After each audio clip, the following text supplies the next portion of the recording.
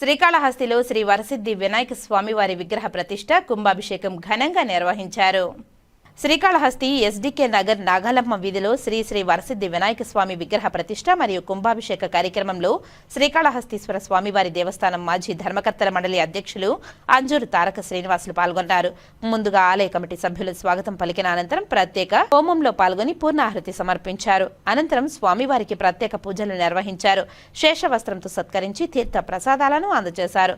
ఈ కార్యక్రమంలో వరసిద్ధి వినాయక స్వామివారి ఆలయ కమిటీ సభ్యులు బాలిశెట్టి నరసింహులు, వేలు, అమర్నాథ్, చిరంజీవి తదితరులు పాల్గొన్నారు.